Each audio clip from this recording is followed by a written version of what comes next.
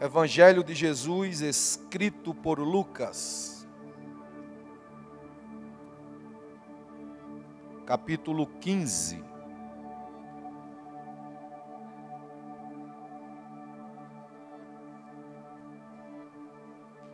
Evangelho de Jesus escrito por Lucas, capítulo 15. Eu quero ler com vocês o versículo 17. Só a parte A. Enquanto você se prepara para ler, só fazer o meu registro de agradecimento ao Bispo Gerson, por mais uma vez honrar meu ministério, convidando-me. Na verdade, eu falo para ele que ele não me convida, ele dá uma ordem e eu venho. Muito obrigado pela honra de participar desse congresso, que já tornou-se uma referência para o DF. Pastor Robinho, Pastor Alexandre, Bispo Silvio, Presbítero Sérgio Amorim, que está comigo. Deus abençoe esta querida e amada igreja. Quem encontrou o capítulo 15, o versículo 17, diga amém. A parte A do versículo 17 diz assim: então, caindo ele em si. Vou pedir para você repetir isto comigo, esta fala. Vou contar até 3. Quero que você repita comigo o que nós acabamos de ler. Só a parte A. Vamos lá. 1, 2, 3. Então, caindo em si. Sente-se, por gentileza. Empreste-me os seus ouvidos. Dê-me a preciosidade da sua atenção. Eu quero convidá-los para um tempo de meditação com base no que nós acabamos de ler esta noite. Eu confesso para vocês que eu passei o dia inteiro hoje, Bispo Silvio, estudando um texto para comunicar com vocês aqui. Eu tenho um defeito muito grande, um problema muito grande. Eu não consigo sair de casa com uma mensagem pronta para dizer assim, vou pregar sobre isso hoje, que na maioria das vezes quando eu chego na igreja, a mensagem é mudada, o texto muda, e eu não perdi por ter estudado, porque você não perde nunca por ter estudado a Bíblia Sagrada, né? Mas sempre acontece isso comigo. Eu estava falando com o Sérgio ali agora, rapaz, eu estou com uma mensagem que eu estudei ela hoje o dia inteiro, mas estou sentindo que não é a mensagem que eu tenho que falar aqui hoje. E de repente desceu ao meu coração este versículo que nós acabamos de ler, e lemos a parte A do versículo 17, que está inserido no capítulo 15 do Evangelho de Jesus Cristo, segundo escreveu o médico Lucas. Este capítulo aqui, o capítulo 15, é um dos capítulos mais conhecidos do livro de Lucas, do Evangelho escrito por Lucas. Por quê? Alguns defendem que o capítulo 15 é o capítulo das coisas perdidas e achadas. Aqui você vai ver Jesus Cristo diante de pecadores e publicanos, dando um ensinamento para todos eles, só que a Bíblia diz que estes estavam lá para ouvir. Mas a Bíblia diz que vieram também os escribas e os fariseus. E a Bíblia diz que eles começam a razoar entre si, murmurar, falar mal de Jesus Cristo, pelo fato de Jesus estar diante de publicanos e pecadores, e a palavra deles é: este senta-se para comer com os pecadores. Eles estavam condenando a atitude de Jesus, pelo fato de Jesus estar diante daqueles homens que, para os escribas e fariseus que se julgavam donos da lei, se julgavam uma raça superior às demais, só eles eram dignos do céu, só eles eram dignos da glória de Deus, só eles eram dignos do reino de Deus. Então eles começavam a censurar aqueles que para eles eram indignos. Foi a partir daí que Jesus começa a história que nós encontramos no capítulo 15. Algumas opiniões, elas se dividem muito no que diz respeito a este capítulo. Por quê? Nós ficamos a vida inteira pregando que existem aqui 3 parábolas, que encontramos aqui 3 parábolas. Existem alguns pensadores cristãos, teólogos, que eles defendem que, na verdade, o que existe aqui não são 3 parábolas, mas uma parábola só. Eles partem do princípio de que no versículo 3, Jesus diz assim, ou Lucas diz assim: então Jesus lhes propôs esta parábola.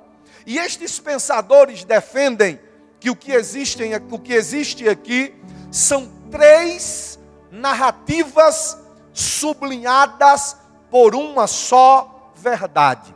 Se você pegar as 3 histórias, por mais diferentes que elas sejam, o teor, a máxima, a essência, a tônica das 3 mensagens é uma só. Qual? Perdeu-se, mas foi achado. Foi, mas voltou. Estava morto, mas reviveu. Ou seja, o que Jesus está falando aqui, em suma, é de algo que foi perdido, mas que depois foi achado ou foi encontrado. Se você pegar aqui as 3 histórias, as 3 parábolas, as 3 narrativas, como você preferir chamar, você vai perceber que outros pensadores vão dizer que Jesus aqui estava fazendo apologia à Trindade Santa.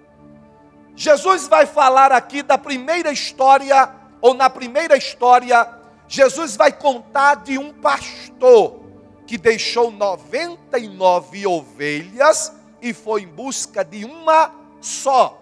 E achando-a, colocou em seus ombros, tratou das suas feridas e voltou alegre, satisfeito, como diz na minha terra, satisfeito por tudo que ele acabara de ver.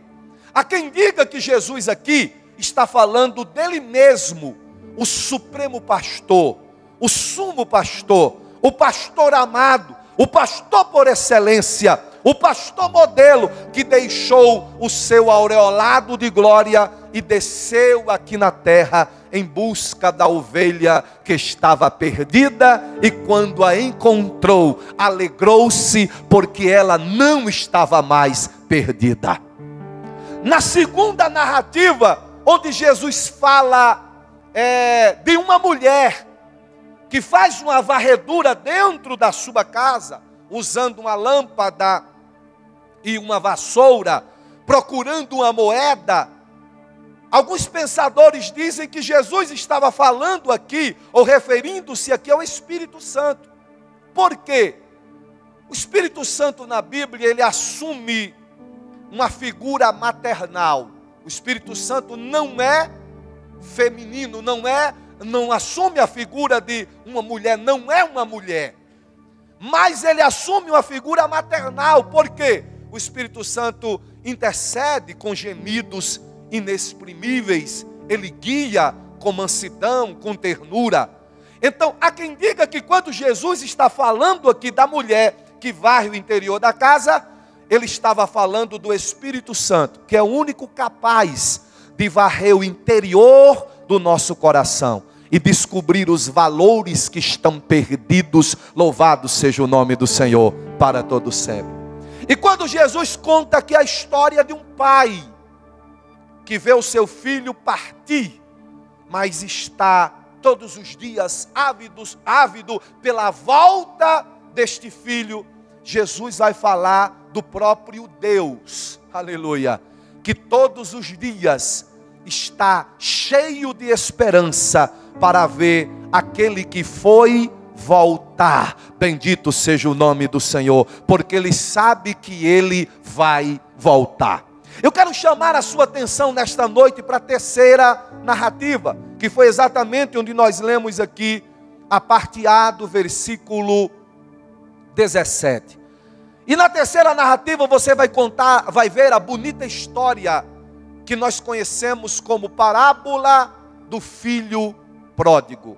Timothy Keller, um dos maiores escritores da atualidade, ele disse com muita propriedade que essa parábola, essa história aqui, não é a parábola do filho pródigo, mas é a parábola do Deus pródigo, a parábola do Pai.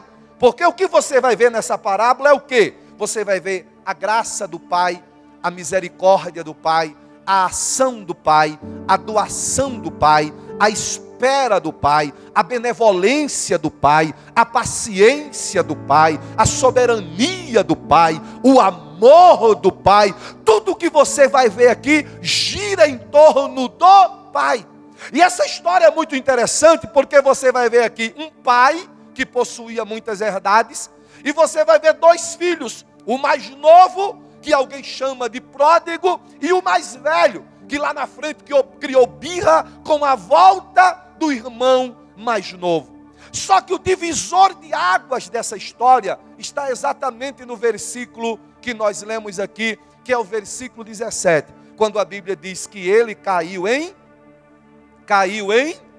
a Bíblia diz, e caindo ele em si. Alguns chamam isso aqui de metanoia. Meta, mudança, noia, mente, mudança de mente. Que na verdade, metanoia vai além, é uma expansão da mente. É a mente dele sendo expandida. O que é certo é que a história desse moço tem dois tempos. Quantos tempos eu falei? A história dele, a vida dele tem dois tempos. Um antes do versículo 17 e outro tempo após o versículo 17. Antes do versículo 17 você vai perceber que o comportamento, as atitudes deste moço, o caráter deste moço é um caráter e atitudes completamente desordenadas. Tudo por quê? Quando você lê o versículo 17, a Bíblia dizendo assim, e caindo ele em si, vamos raciocinar. Se a Bíblia diz que ele caiu em si, pastor Robinho, logo eu entendo, ele estava fora de si. Só cai em si quem está fora de si. É o mesmo que se fosse um nordestino que tivesse escrito esse negócio aqui, sabe como era que ele ia escrever? Então ele atinou. Ele atinou. Atinar vem de você chegar a uma sã consciência, sair de um estado de loucura, de uma situação em que ele estava inebriado, para uma situação concisa, cônscio dos seus deveres. Mas pastor Adriano, como é o comportamento dele? Quais são as atitudes de uma pessoa que está fora de si? Preste atenção.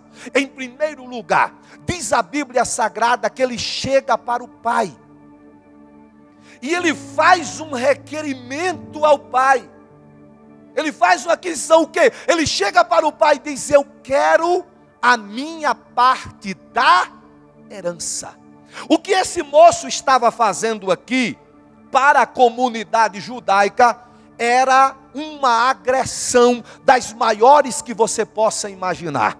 Um filho chegar para um pai e dizer, me dar a parte da minha herança, era o mesmo que ele desejar a morte do pai. Só que tem um detalhe, ele deseja a morte do pai, mas para a comunidade em que ele vivia, quem morre é ele. É tanto que lá na frente, quando ele volta, o que é que se diz? Esse estava morto e reviveu. Então, para a comunidade dos judeus, quem morre é ele. Por quê? O que ele está desejando é a morte do pai. Ele chega para o pai e diz: eu quero a parte da minha herança. Ele tinha parte na herança? Sim. Ele era inventariante? Sim. Ele constava na herança do pai? É lógico. O problema dele aqui, sabe o que é? É que ele está fora de si. E quem está fora de si não consegue esperar o tempo certo para receber aquilo que é seu. Ele iria receber o que era dele, mas no tempo certo e na hora certa. Você vai receber o que é seu. Você vai viver o que Deus reservou para você. Você faz parte do inventário do Pai. Você consta no testamento do Pai. Vai chegar para você, mas pelo amor de Deus, não haja como alguém que está fora de si, adiantando-se, adiantando o processo, como diz na minha terra, querendo colocar a carroça na frente dos bois, querendo inverter a coisa. Aguarda Deus fazer, deixa Deus trabalhar. O Pai está cuidando de tudo e na hora certa você vai celebrar.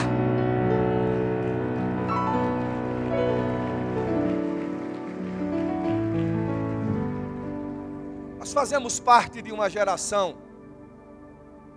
eu digo isso com raríssimas exceções, de uma geração que sofre de um problema que eu chamo de síndrome do imediatismo. Nós queremos as coisas na nossa hora. E ai de Deus, só que não, se não acontecer na nossa hora. Nós entramos em crises e achamos que pelo fato de entrarmos em crise, Deus vai entrar em crise também. Mas eu tenho uma notícia para dar a você: Deus não entra em crise por causa das suas crises, porque Deus é soberano. Mas pastor, mas por que não aconteceu ainda? Por que Deus não me deu ainda? Olha para cá, repita comigo: ai de mim, se Deus tivesse respondido a todas as minhas orações. A sua felicidade e a minha é que Deus não é doido. Deus não é louco para responder e dar tudo aquilo que você pede. Porque a maioria das coisas que nós pedimos, sabe de onde vem? Vem do coração. E Jeremias diz que enganoso é o coração do homem mais do que todas as coisas. Tem coisas que você vem pedindo a Deus, que Deus não deu ainda, sabe por quê? Você não tem estrutura para receber, você não tem estrutura para viver, você não tem estrutura para tomar posse daquilo que Deus vai te dar, mas no tempo certo. Deus primeiro está burilhando você, trabalhando você, como diz na minha terra, engrossando o seu lombo, para lá na frente, quando vier o que Deus reservou para você, você não vai desperdiçar, você não vai jogar fora, você vai aproveitar para a glória de Deus e para a sua alegria. Eu vim aqui nesta noite dizer: o que é seu vai acontecer. Não se desespere, não adiante o processo, vai chegar. Coloque sua mão no ombro de quem está do seu lado aí, por gentileza. Colocou a mão no ombro da pessoa que está do seu lado, diga para ela assim: se aperrei não. Eu achei tão bonitinho vocês falando o meu idioma. Diga de novo: se aperrei não. Mais cantado: se aperrei não. Vai acontecer. Ele vai fazer, vai chegar, Ele vai abrir a porta. O que é seu ninguém toma, o que está reservado para você ninguém vai atrapalhar. Ei, pelo amor de Deus, deixa Ele agir.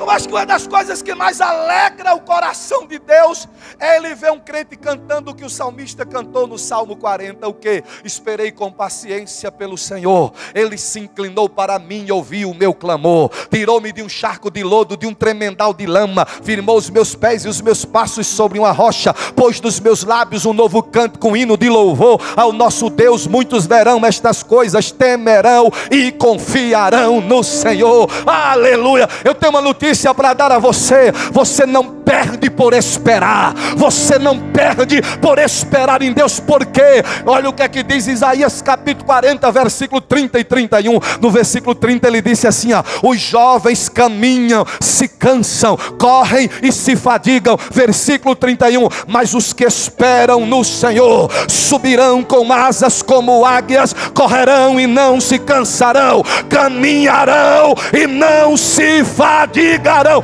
Lamentações capítulo 3 e versículo 26 está escrito: bom é ter esperança e aguardar em silêncio a salvação que vem do Senhor.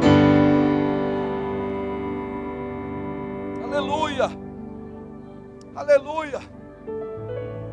Eu até entendo que às vezes não, eu até entendo que o processo é dolorido.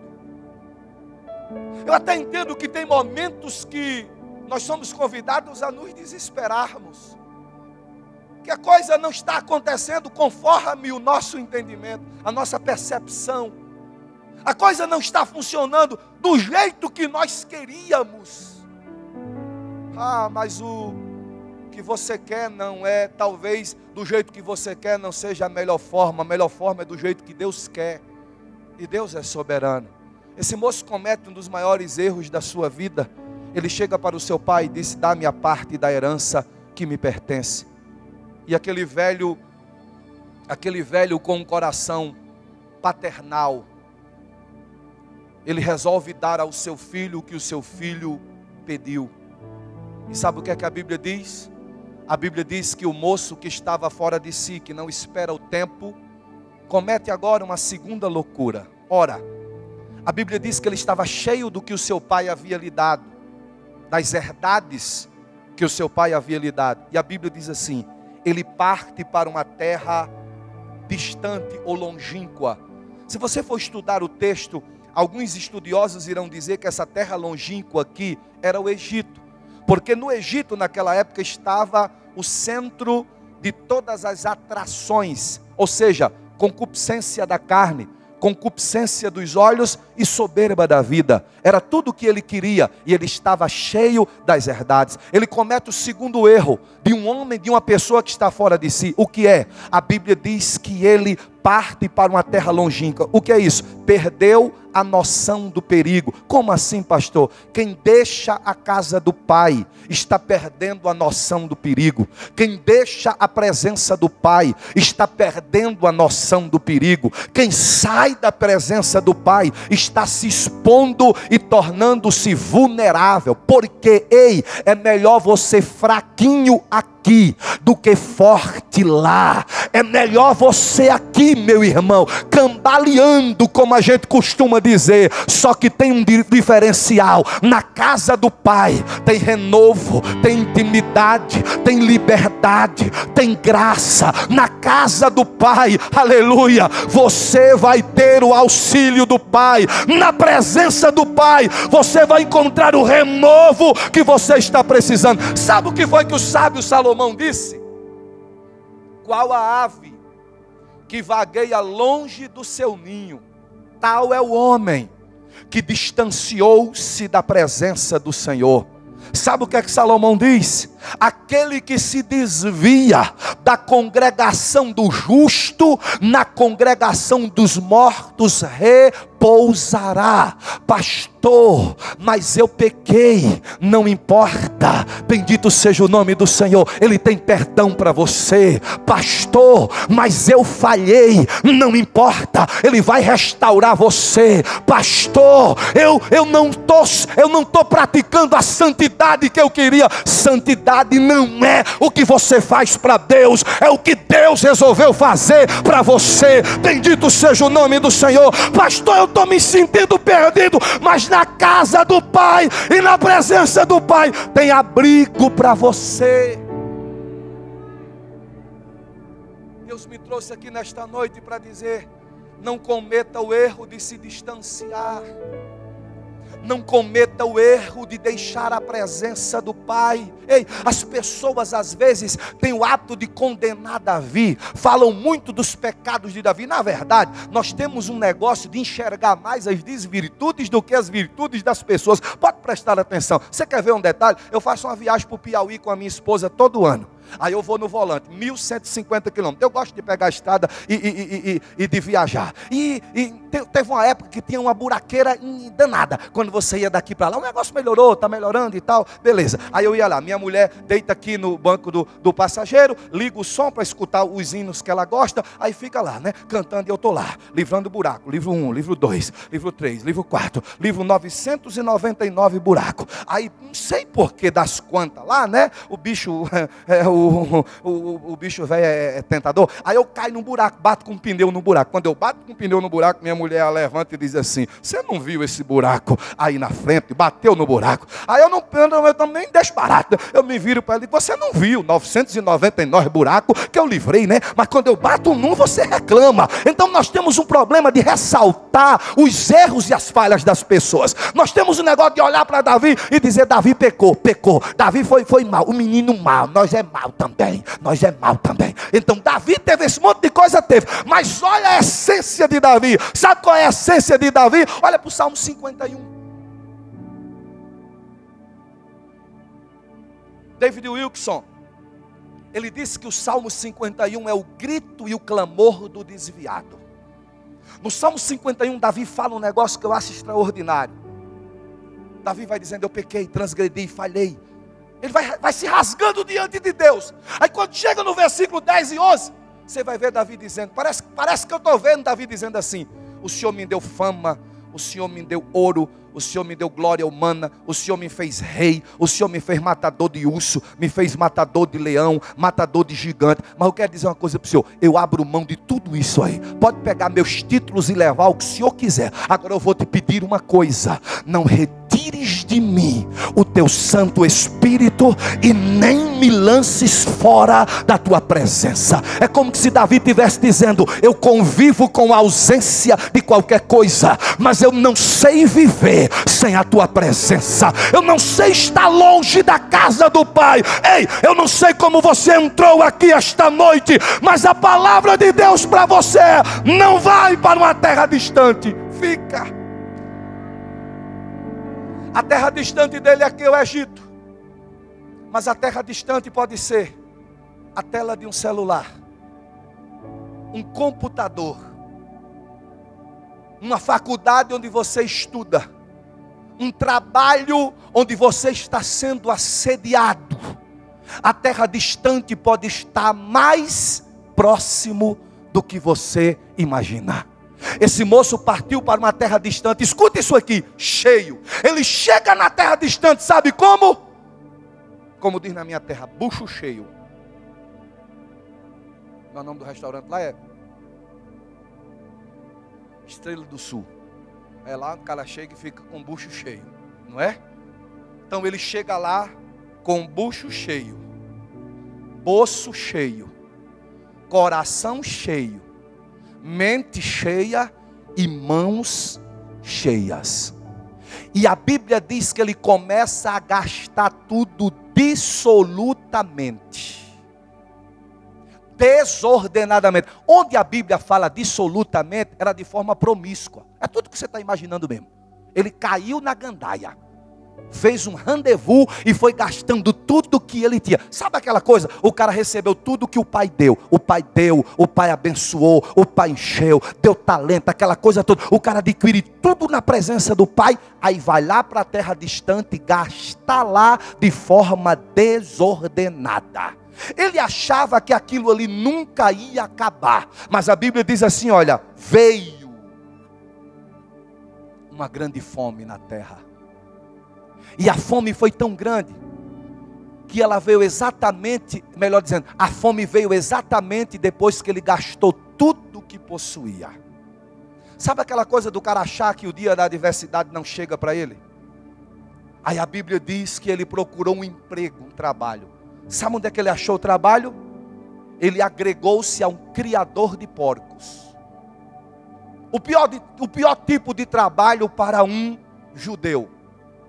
Estar próximo a porco era a pior das vergonhas para um judeu. Mas ele vai cuidar dos porcos.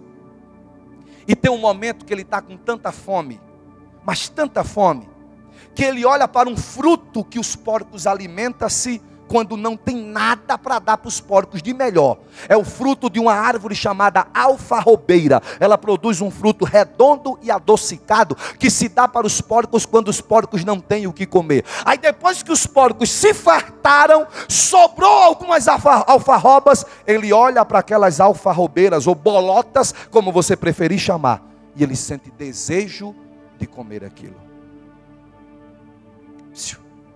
A mesa agora está vazia, o estômago agora está vazio, as mãos agora estão vazias, a mente está vazia e o coração está vazio.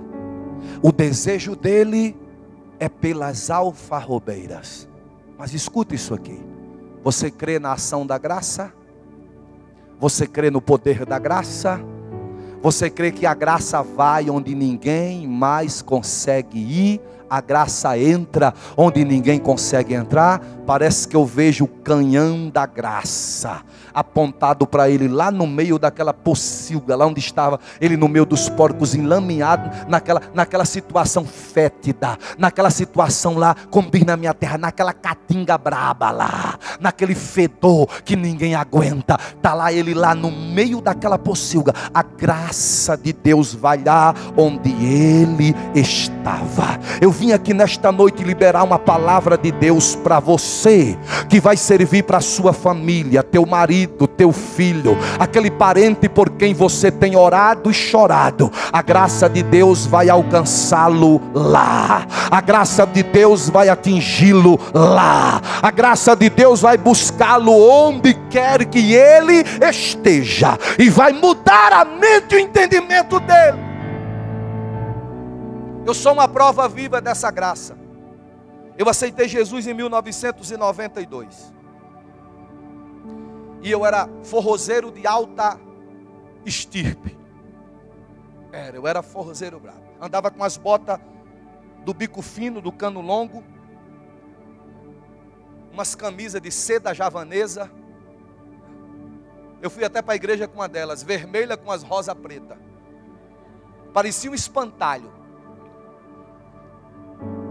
Só que quando eu aceitei Jesus, eu morava do interior, namorava uma moça de Natal. Era um status muito grande, o cara do interior, liso, sem nada, namorar uma moça da capital, e era bonita a moça. Ainda bem que minha mulher não veio hoje, né?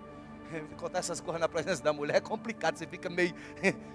Aquela moça era uma moça muito bonita e muita gente queria, mas eu não sei porquê, porque eu era desabonitado, acredite. Eu era muito desabonitado. Tem um fenômeno que acontece comigo. Quando eu emagreço demais, o pescoço afina, as orelhas ficam de abano e a testa se destaca.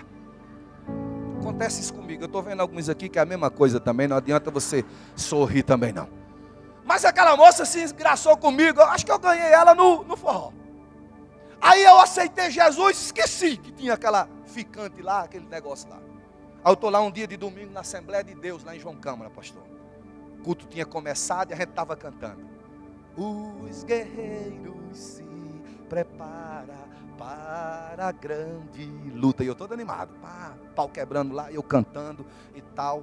Aí Genival, um amigo meu que estava assim, tocava bateria, e Genival tocando bateria e fazendo assim. Tá, escatunhi. Eu falei, tá com problema. Tá com problema, querido, no pescoço? Aí Genival aqui na bateria olhava para mim e fazia. Falei, eu não estou entendendo nada. E Genival, tu aí fazia. Eu falei, o que é, moço? Deixa eu cantar meu indarpa aqui sossegado. Aí Genival, olha para a janela. Aí eu, os guerreiros. Quando eu olhei, irmão, a dita cuja estava lá na janela, olhou para mim e fez assim, não estou entendendo nada.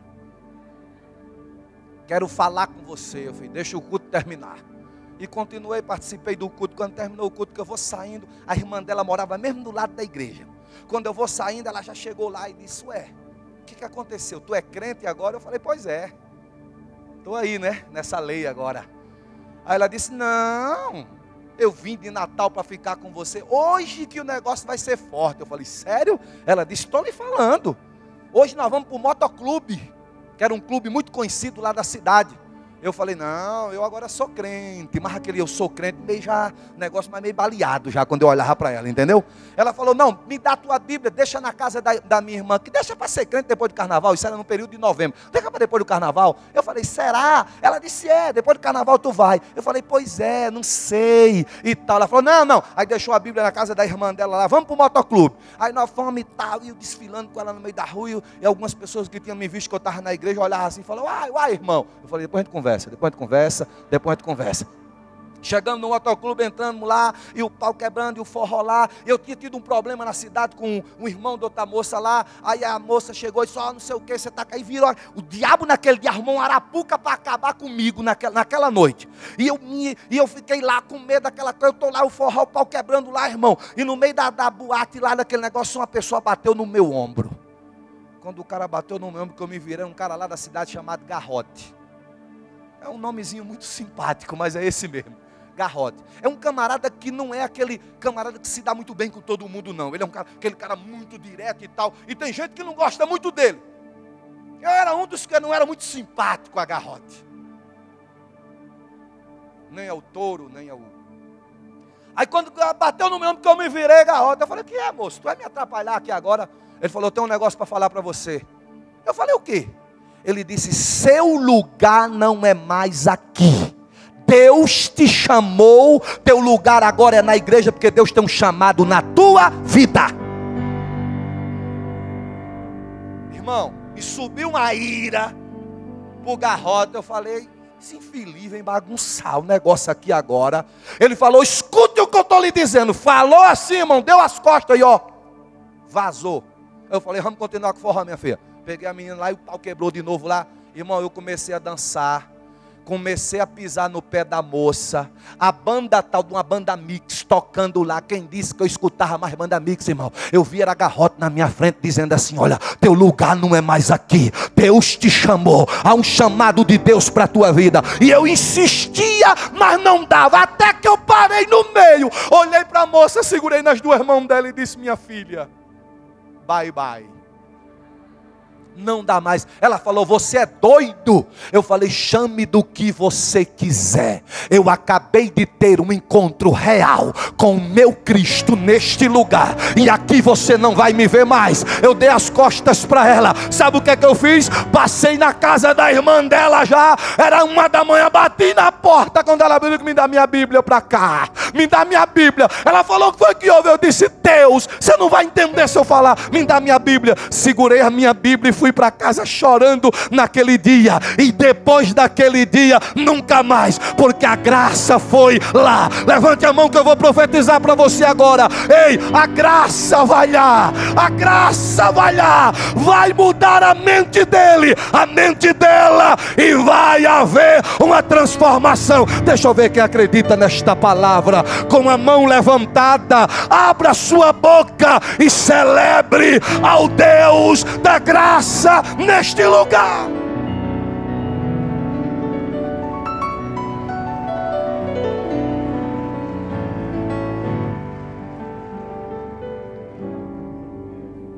Sabe o que é que eu fico imaginando? Ele no meio da pocilga, com a mente mudada, caiu em si. E o que eu acho lindo é que a Bíblia diz assim, e caindo ele em si disse, quantos jornaleiros do meu pai, trabalhadores do meu pai, tem pão com abundância. Você sabe o que é que eu acho lindo? O legado que esse pai plantou no coração desse filho. Irmão, você não perde quando você fala do reino para o seu filho. Você não perde quando você contraria ele, trazendo ele para a igreja, para a escola bíblica, para a adoração, para o louvor. Você não perde. Vai ter momento que ele vai achar ruim, mas você vai trazer, porque é o melhor lugar para ele. Tem uma coisa, irmão, lá na frente, quando ele quiser partir para uma terra longínqua, pode acreditar, eu não sei onde é que ele vai estar, mas ele vai lembrar do que você fez, da semente que você plantou, do legado que você deixou. Ele pode estar onde tiver, ele vai lembrar do que você fez por ele em prol do reino. A Bíblia diz que ele se levanta e disse: irei ter com meu pai, e vou dizer a ele: pequei contra o céu, e pequei perante ti, já não sou digno de ser chamado filho teu, recebe-me ao menos como um empregado teu. Me recebe, ó Pai. Isso tudo é um ensaio que ele está fazendo lá no chiqueiro dos porcos. Ele levanta-se e vai. Eu fico imaginando, sabe o que, pastor Robinho? Eu fico imaginando a apreensão do coração dele. Como é que o meu pai vai me receber? Será que ele vai me receber? Se ele me fizer apenas de um simples empregado, para mim já está bom demais. É tudo o que eu quero. Porque o que eu fiz com meu pai, não tem como eu receber misericórdia ou coisa boa. Eu me lembro de um filho que tem uma história muito semelhante a essa, que foi embora da casa do pai. E depois de muito tempo ele escreve uma carta para o pai querendo voltar. E na carta ele diz o seguinte: meu pai, um pedido de perdão não sei se é o suficiente para que tu me perdoes, mas na verdade eu quero voltar para minha casa porque eu não aguento mais tanto padecimento. Quero voltar, mas eu quero voltar sendo consciente do que eu pratiquei contra ti, meu pai. Errei, pequei, falhei, quero voltar. Eu estou escrevendo esta carta porque eu preciso de um sinal que tu me perdoastes. Sabes aquela figueira que tem do lado da nossa velha casa? Pois bem, quando o trem faz a curva quando o trem começa a dobrar aquela curva, é tempo suficiente para eu colocar a cabeça do lado de fora da janela e ver a figueira. Eu quero um sinal, aquele velho lenço branco que tu usas no bolso do teu paletó. Se tu me perdoar, meu pai, amarras aquele lenço e pendura ele na galha daquela figueira. Quando eu dobrar com o trem, colocar a cabeça do lado de fora, se eu vir aquele lenço pendurado lá, é um sinal de que tu estás me perdoando, e eu vou descer e vou voltar para minha casa. Caso contrário, se eu não vir aquele lenço, vou entender, meu pai, e vou continuar a minha vida desgraçada. Aquele moço, quando chegou o dia, pegou o trem com o coração muito apreensivo, cheio de preocupações, e cada dia, na medida que ia se aproximando, ele ficava pensando: será que o lenço do meu velho pai vai estar pendurado lá naquela figueira? Quando o trem vai se aproximando da curva, ele coloca a cabeça do lado de fora da janela do trem e começa a esperar a figueira se descobrir para ele enxergar o lenço pendurado. Quando o trem começa vai terminando a curva, ele vê a figueira e ele não vê um lenço pendurado naquela figueira. Ele viu que a figueira inteira estava coberta com muitos panos brancos e lenços costurados envolvendo aquela figueira. Era o pai dizendo: não é só um lenço só não, eu estou te esperando, eu te perdoo, eu te quero de volta, vem para casa, volta, você está perdoado, louvado seja o nome do Senhor. Esta noite não é só um lenço, esta noite é a figueira inteira coberta, e ele dizendo: tem perdão, tem regeneração, você vai ser perdoado, você vai voltar a ser o que era. Sabe o que é que a Bíblia diz? A Bíblia diz que quando aquele filho vai voltando de longe, repita comigo: de longe. Sabe por que de longe? Porque todos os dias aquele pai se colocava no caminho por onde ele via o filho partir e começava a olhar para aquele caminho. Alguém chegava e dizia: para onde tu estás olhando? Ele dizia: para o infinito deste caminho. Para quê? Para ver o meu filho voltar. Pode ser hoje. Bendito seja o nome do Senhor. Aquele pai nunca perdeu a esperança de ver o filho voltar. A Bíblia diz que ele viu o filho de longe, e tendo visto o filho de longe, a Bíblia diz que ele correu. Sabe o que é que eu acho lindo aqui? O perdão vai correndo, aleluia, mas o arrependimento vem andando. Ou melhor, o arrependimento vem andando e o perdão vai correndo. Só que para aquele pai correr, sabe o que é que ele teve que fazer? Ele teve que se abaixar, pegar a túnica, ou melhor, a barra da sua túnica, e subir acima dos joelhos, porque a túnica dele não era uma túnica de trabalhador, era uma túnica de Senhor. A túnica de trabalhador não ia além do cotovelo, nem além do joelho, para dar mobilidade no campo de trabalho. A túnica de Senhor ia além do cotovelo e além do joelho. Pegar a túnica, levantar acima do joelho, era revelar a vergonha, era quebrar paradigma. Mas a paixão daquele pai pelo filho era tão grande, que ele se entrega à emoção de correr ao encontro do seu filho e quebra paradigmas e protocolos. Eu libero uma palavra de Deus para a sua vida esta noite, dizendo: Pai, este ano pode quebrar paradigmas e protocolos para revelar o amor dele por você.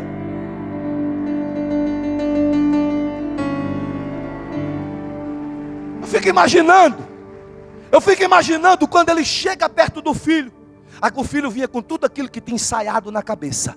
Eu vou dizer isso, vou falar isso e isso. Quando ele chega, o pai abraça. Não precisa dizer nada. O fato de você estar aqui já quer dizer que você se arrependeu e eu te perdoo. A Bíblia diz que ele abraça e beija. Ei, um pensador chamado Matthew Henry vai dizer, sabe o quê? Que quando a Bíblia diz que ele beijou, foram muitos beijos. Imagine você voltando para casa depois de uma viagem e você encontra o seu filho. Eu não sei como é que você acredita que deve ser. Lá em casa, quando eu chego de viagem, que eu abro a porta, eu tenho que tirar tudo que está em volta aqui, porque o Guilherme, com 13 anos de idade, já está um galalauzão, com 13 anos de idade, quer pular no meu pescoço, como que se tivesse ainda 2 ou 3 anos de idade, como ele fazia. Eu falo: meu filho, eu não sou mais aquele de 29 anos que você vinha e pulava no meu pescoço. Vai com calma. E tem dia que fica lá uma disputa, ele e a Giovana, para ver quem pula primeiro. Eu tenho que agarrar os dois, e são muitos beijos. Eu fico imaginando aquele pai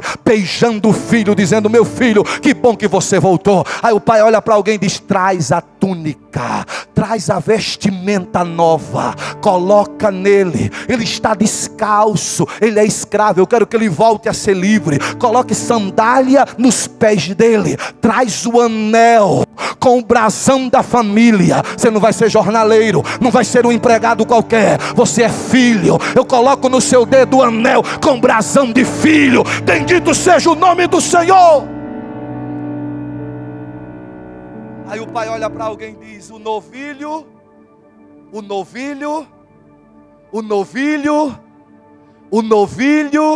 quando você não me ajudar eu não paro. O novilho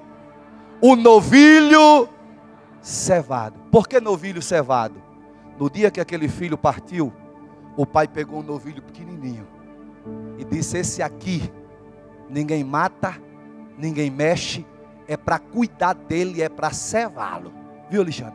Que é para o dia em que ele voltar, vai ter um novilho cevado. Aquele pai sabia que o filho ia voltar, ele sabia que o filho voltaria. Aí o pai diz assim: olha, mata o novilho cevado e faz uma grande festa, porque ele estava perdido e foi achado, estava morto e reviveu, e é necessário que nós nos alegremos e que tenha uma grande festa. Ei, o pai decide fazer uma festa. Eu não vou entrar nos detalhes. Lá na frente aparece alguém querendo atrapalhar a festa, mas não adianta, porque a festa é uma decisão do pai. Eu tenho uma notícia para dar a você: ninguém vai atrapalhar a festa. Segura na mão de quem está do seu lado, por gentileza. Fica em pé. Fica em pé. Fica em pé segurando na mão dessa pessoa. Fique em pé segurando na mão dessa pessoa. Aleluia. Segurou na mão dessa pessoa? Segurou na mão dela? Diga para ela assim: a festa é uma decisão do pai. Não adianta alguém querer atrapalhar. A festa vai continuar. Fecha os corredores, fecha os corredores. Segura na mão de quem está do seu lado. Fecha os corredores. Isso. Fechou os corredores? Fechou os corredores? Eu vim aqui esta noite com uma palavra de Deus para você. E a palavra é: se tiver arrependimento, vai ter túnica, vai ter sandália, vai ter abraço e beijo, vai ter novilho cevado sendo sacrificado, e vai ter festa.